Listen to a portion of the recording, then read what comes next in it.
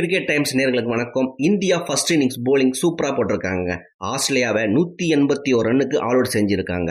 அதே மாதிரி India second இன்னிங்ஸ்ல படுமோசமா விளையாடி இருக்காங்க. ஒரே ஆறுதல் என்னன்னா, இந்தியாவை 185 ரன்னுக்கு ஆல் அவுட் செஞ்சிட்டோம்னு எகத்தாளமா கிண்டல் கேலி செஞ்ச ஆஸ்திரேலியா அணிக்கு சரியான பதிலடித்தான் சொல்லணும். இந்திய அணி வெறித்தனமா போலிங் போட்டிருக்காங்க. செம்ம கம்பேக். நீங்க ஆஸ்திரேலியா ஸ்கோரை கேட்டீங்கன்னா சந்தோஷப்படுவீங்க. அதே மாதிரி இந்தியாவோட செகண்ட் இன்னிங்ஸ் பேட்டிங்கை பத்தி கேட்டீங்கன்னா வருத்தப்படுவீங்க.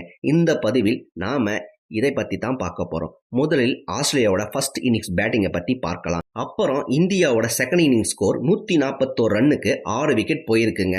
ஆஸ்திரேலியாவும் இந்தியாவை சும்மா விடலன்னு தான் சொல்லணும். ஏன்னா இப்போ வரைக்கும் ஆஸ்திரேலியா கை தான் ஓங்கி இருக்கு.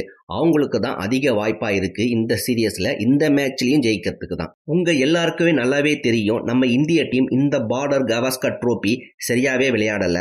நேற்று ஆரம்பித்த 5th டெஸ்ட் மேட்ச் ஃபர்ஸ்ட் இன்னிங்ஸ்ல இந்தியா படு கேவலமாக விளையாடி இருந்தாங்க. வெறும் 185 ரன்னுக்கு ஆல் அவுட். இந்தியாவை விட மோசமாக விளையாடிய ஆஸ்திரேலியா டீமோட பேட்டிங் பெர்ஃபார்மன்ஸை பத்தி இப்ப நம்ம பார்க்கலாம். இதுல கான்ஸ்டாஸ் வெறும் 23 ரன்னு தாங்க எடுத்திருக்காரு.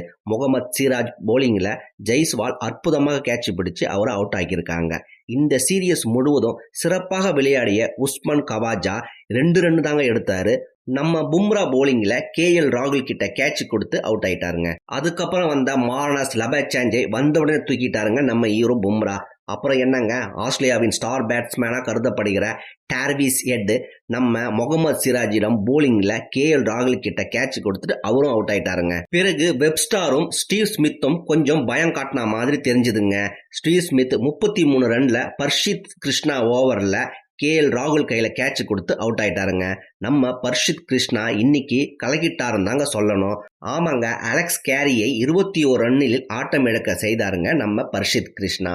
ஆணவத்தின் உச்சியிலே இருந்த பேட் கமின்ஸ் அவர் மட்டும் இல்லைங்க, மொத்த ஆஸ்திரேலியா டீமும் அப்படித்தான். பேட் கமின்ஸ் 10 ரன் எடுத்திருந்த போது நிதிஷ்குமார் ரெட்டி போலிங்ல விராட் கோலி சூப்பரா கேட்ச் பிடிச்சாருங்க. ஆஸ்திரேலியா போலிங்ல கிங்காங்கா இருந்து வர மித்தில் ஸ்டார்க் 4 பால் விளையாடினாருங்க. Nitish Kumar போலிங்ல 1 run எடுத்திருந்தாருங்க Stark. கேஎல் ராகுல் கிட்ட கேட்ச் கொடுத்து திரும்பி பார்க்காம போயிட்டாருங்க. ரொம்ப நேரமா விளையாடிய வெப்ஸ்டார் ஆஃப் செஞ்சுரியை கிராஸ் பண்ணாருங்க. அப்புறம் பர்ஷித் கிருஷ்ணா போலிங்ல 57 ரன்கள்ல அவுட் ஆயிட்டாருங்க. கடைசியா போலந்த் 9 ரன்கள் எடுத்திருந்த போது முகமது சிராஜ் போலிங்ல போல்ட் ஆயிட்டாருங்க.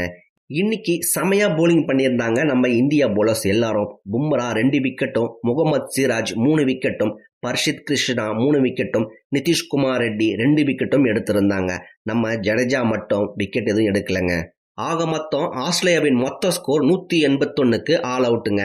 அதுக்கப்புறம் தெம்பாக வந்து விளையாடிய இந்திய அணியில் யாரும் சிறப்பாக விளையாடலங்க. எப்பவும் போல ஜெய்ஸ்வாலும் கேஎல் ராகுலும் ஓப்பனராக விளையாட ஆரம்பிச்சாங்க. இந்த செகண்ட் இன்னிங்ஸ்லயாவது நல்லா ஓப்பனிங் தருவாங்கன்னு நினைச்சா கேஎல் ராகுல் 13 ரன்னிலும் அதுக்கப்புறம் ஜெய்ஸ்வால் 22 ரன்னிலும் அவுட் ஆயிட்டாருங்க. சரி, இந்த முறையாவது கில்லும் விராட் கோலியும் ஃபார்முக்கு வந்துருவாங்களான்னு எதிர்பார்த்த நமக்கு ஏமாற்றம் தானுங்க சொல்லணும். ஆமாங்க, இந்த முறையும் கில்லு 13 ரன்னும் விராட் கோலி 6 ரன்னும் அவுட் ஆயிட்டாங்க. ஃபர்ஸ்ட் இன்னிங்ஸ்லும் சிறப்பாக விளையாடிய ரிஷப் பந்த் இந்த முறையும் சிறப்பாகவே விளையாடினாருங்க. அவர் 61 ரன் எடுத்திருந்த போது பேட் கமின்ஸ் போலிங்ல அலெக்ஸ் கேரியிடம் கேட்ச் கொடுத்து அவுட் ஆயிட்டாருங்க. பிறகு நிதிஷ்குமார் 4 ரன் எடுத்து அவரும் அவுட் ஆயிட்டாருங்க. இப்போது களத்தில் ஜடேஜா 8 ரன்னுடனும் வாஷிங்டன் சுந்தர் 6 ரன்னுடன் 2வது நாள் ஆட்டம் முடிஞ்சிருக்குங்க. நாளைக்கு 3வது நாள் ஆட்டம். 3வது நாள் ஆட்டத்திலேயே இந்த மேட்ச் முடிச்சிடுவாங்களான்னு தெரியல. இந்த வீடியோவை பொறுத்த வரைக்கும் உங்களுடைய கருத்துக்கள் கமெண்ட்ல சொல்லுங்க. இந்த வீடியோ பிடிச்சிருந்தா லைக் பண்ணுங்க, மற்றவங்களுக்கும் ஷேர் பண்ணுங்க. சப்ஸ்கிரைப் பண்ணாதவங்க தயவுசெய்து சப்ஸ்கிரைப் பண்ணுங்க. நன்றி, வணக்கம். மீண்டும் மற்றொரு பதிவில் சந்திக்கிறேன்.